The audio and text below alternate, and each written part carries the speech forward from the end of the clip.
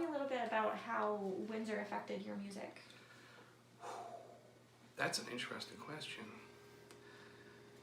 I think, if anything, the way it affected my music was, well, it's convoluted, because at first I wanted to connect with people and have my music heard and play shows, but I wasn't considered cool enough, so wasn't really given the time of day. And then I got angry about that, and I got a bit of a chip on my shoulder. So it affected me in that way, because my attitude changed to, I don't care if anybody ever hears what I'm doing, and I'll just do it for me. Which is, I think, a good attitude, but maybe not the healthiest way to develop it. And then later on I was sort of more accepted, and people became more interested in what I was doing, either because I did so much of it they couldn't ignore it anymore, or because people who were considered cool said, hey, you should check this guy out. And then I think it changed what I did through meeting people that I connected with in different ways, whether it led to collaborating with them or recording other people or having somebody come in to be a guest musician on something I was doing. I never imagined any of those things would happen. So I'm sure it could have happened somewhere else, but it would have happened with different people. And I don't think I'd want to trade the people it's happened with here for anybody else. Mm-hmm. So it's been a strange, zigzagging journey to get to the place where I am now, where I feel that I'm content doing what I do and the people I'm working with and the way I do it, which probably wouldn't work for some other people because it's normal to want validation and money and those things, but it works for me. I've been lucky enough to find a way to do it that feels right. Do you think your sound would be different if you were lived in another city? I know you have a fairly unique sound already, but... That's a good question. I don't know for sure, because I've always tried to develop my own voice. I love a lot of different kinds of music, but it's been very rare that I've listened to something and said to myself, I want to do something that sounds like that. So I would like to think that I would have my own sound wherever I was. The difference would probably be just that the music made with other people would change because it would be different people I'd be working with. But my own work that's just me, I would think it would be pretty much the same. Mm-hmm. When putting together a song, how do you start? Because every song sounds so different. Where do you get started? Every song is its own unique creature. Sometimes there's music before there are any words. Sometimes it's the other way around. Sometimes they both come at once, wrapped up in a wonderful little package. And sometimes it takes 5 minutes and sometimes it takes 2 years. It's very strange. Every song follows a different path, and I found the words tend to be harder, maybe because they mean more to me now and I care more about what the songs are saying, even if they don't seem to make sense.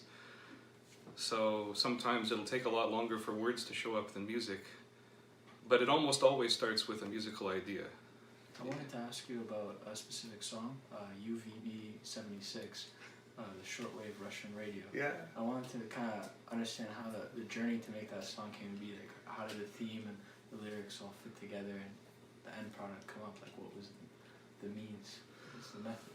Well, the music and the lyrics were two different things, because the music came from just playing with Steve, the two of us on guitars, and I was trying to figure out something to join with it, some words, and I ended up reading about that shortwave radio station that nobody's been able to explain for decades, that just exists as if it's this ghost radio station, which I thought was fascinating.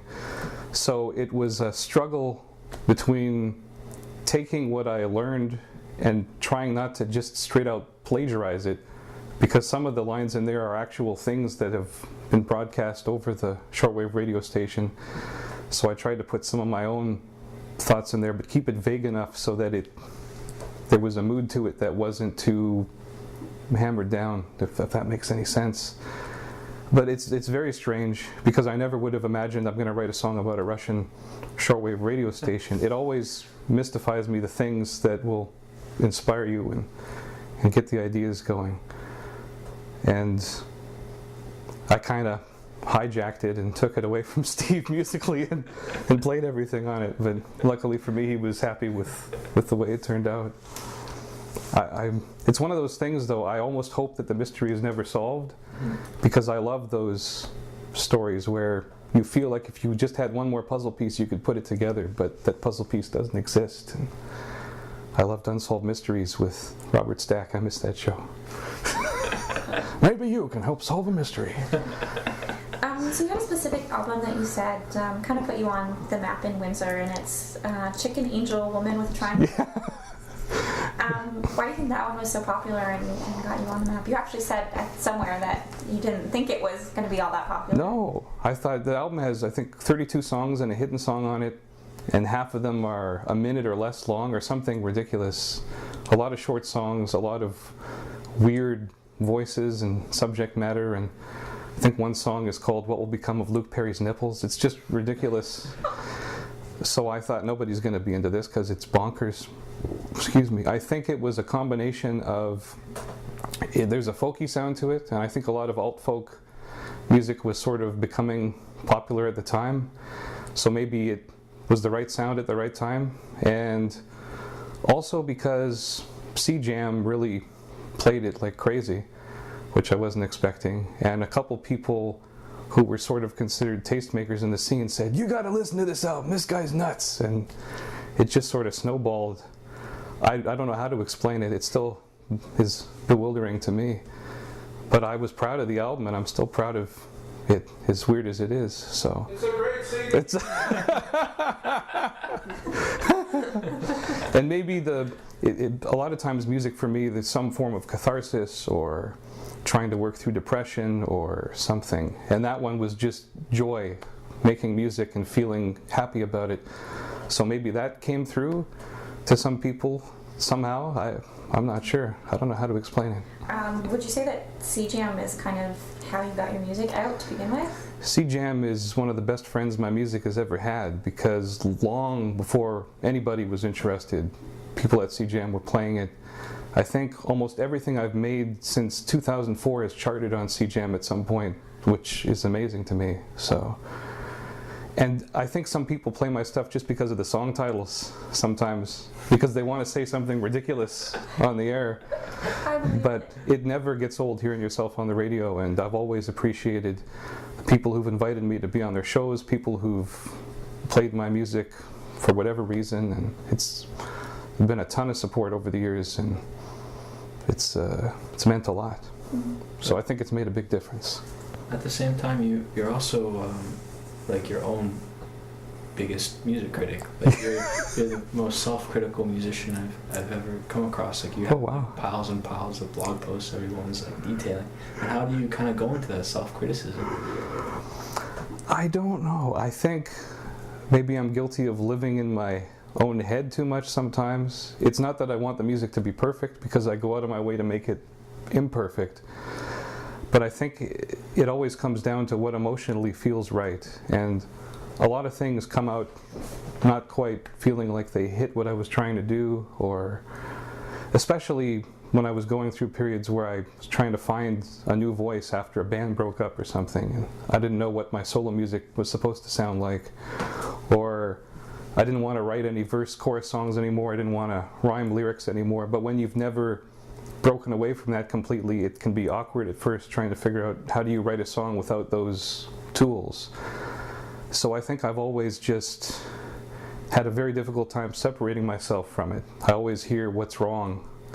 I know every mistake and everything I've ever recorded before it happens, but I've tried to let go of that a little bit and just accept that I want it to be human, and eventually I'll put out probably almost everything I haven't shared with people on an outtakes collection or something, and then they'll say, this is why you've been so critical, this is all really bad stuff.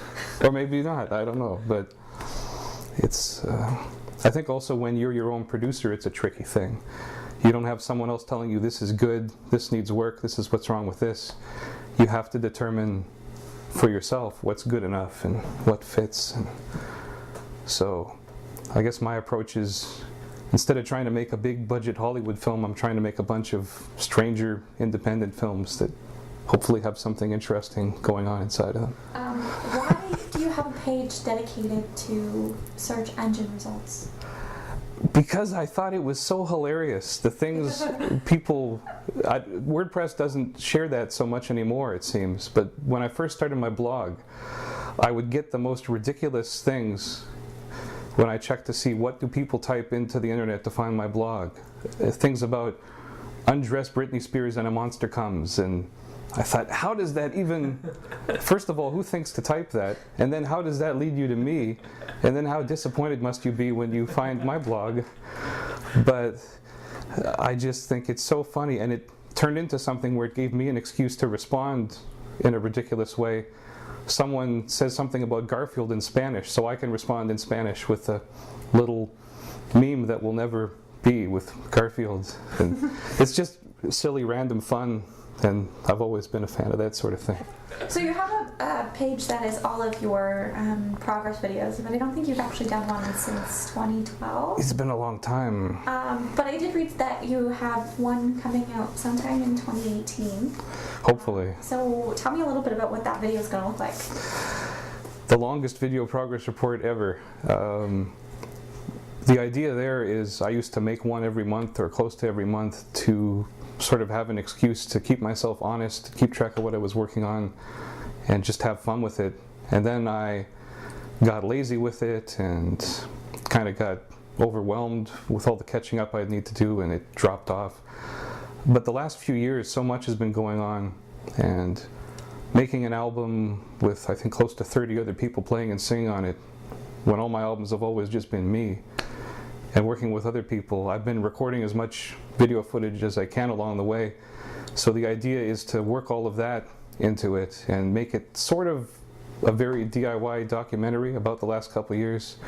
I don't know if it'll be at all interesting for anybody to watch, because a lot of it'll be me talking like this, explaining things, and that probably gets old after a while. But hopefully the footage of other people will keep it interesting, and I'm going to try to keep it under 2 hours. I don't know if I can. There's a lot of raw footage there. Plus I got footage from my high school friend's girlfriend of us doing some stuff when we were teenagers that I never thought I would see.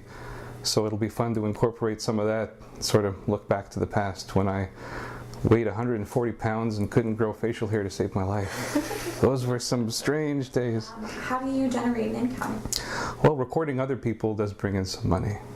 So there's that. I'm able to keep that separate and treat it as a job, because they're going to sell it when they're done with it. And I've had other jobs in the past. At one point I worked as a telemarketer, which it hurts me to say, but that's a part of my past. But a lot of it has come through saving money from those jobs, and because I've been lucky enough to have a strong relationship with my dad and never seen any reason to be on my own, because I think we're more like foul-mouthed brothers than father and son, really. And the relationship we have, people have had an issue with it at times, but it just works for us. So he's given me an incredible amount of support financially and emotionally and everything over the years. I couldn't have done this, I couldn't do what I do without him. So it's a combination of him and work picked up working on other people's music, and hopefully winning the lottery someday. We all have our fingers crossed for that one. Because it took years and years to build all this equipment, so it wasn't just piles of money and musical equipment appeared. Do you have any particularly? I saw that you went to Guelph and you went to this vintage guitar shop. I went crazy. Yeah, I think I've seen that one. But have you what's your most strange find? My strangest find? Oh, that's a good one. Probably this thing, this organ, which it looks like a dog took a bite out of one of the keys there. What's strange about it is someone in Tecumseh was selling it for next to nothing, so I got it. And then years later I became friends with Kelly Hoppy and found out that this once belonged to him, and he sold it, and he remembered the broken key and he borrowed it for a while, and I thought, I own Mr. Chill's organ, and had no idea all these years. I thought that was pretty neat. That's very cool. It's crazy. What's your favorite instrument to play? Probably the piano, just because it was the first thing I ever learned how to play where I could make something that sounded like music instead of noise on it. I love the challenge of the guitar because I don't know how to play the normal way, so it forced me to sort of develop my own Took a long time for it to way of playing. But I love just sitting down at the piano and sound musical. noodling or seeing what happens. How do you come up with a title for your songs? Sometimes I get lucky with spam emails. I've had some insane one that I've wanted to use and I haven't got around to using. It was one of those many Viagra spam emails, and it was, if your warrior of love is too small, you're going to lose this war. I thought, that's amazing and also demoralizing. But a lot of it is, I really don't like giving a song a name where the words appear in the song itself. I try to come up with something that either has to do with the feeling of it or has nothing to do with the feeling of it. But for me, it's just another area to try to be creative and come up with something interesting. So sometimes I just come up with something I like. Sometimes dreams are a huge source of inspiration. The things people say in dreams are so strange, where the language is just a little bit off, but it seems normal at the time. What is your favorite part of producing music? Probably recording, because I know a lot of people would probably say writing is the cathartic part where the song comes together, but for me, when it comes down here and I'm working on something, to figure out how to dress up a song and fit the pieces together is really rewarding for me. And it's not something where there are usually written arrangements. It's more a process of, let's throw stuff at the wall and see what happens. But I can come in here and be depressed or angry about something and start recording, and it just disappears and my mind goes somewhere else. So that's probably always been the most rewarding part for me. Just putting it together and then seeing what you've created and thinking, how did that happen? I was here for that. It was not like I was somewhere else, but how did all those pieces come together to make sense? It's a fun process of building things. If that makes any sense. Yeah. What would you call your music?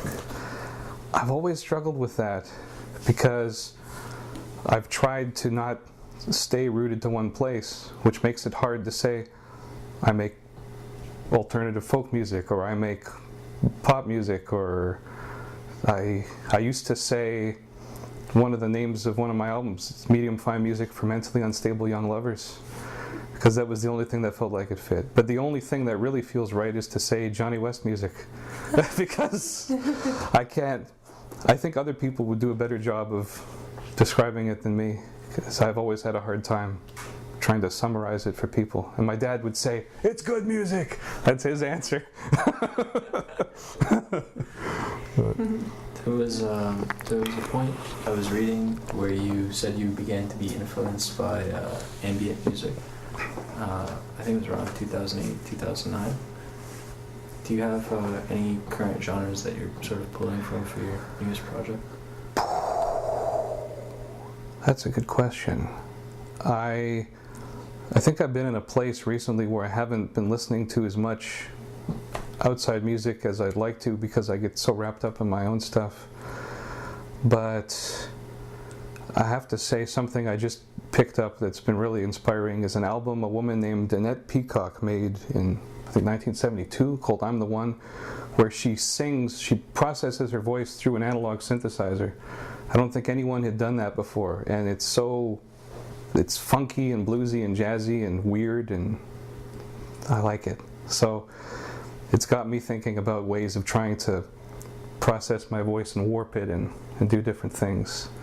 So the hope in a situation like that is to do it in a way where it isn't just taking her ideas and recycling them, but sort of taking inspiration and bending it into something that's mine, hopefully.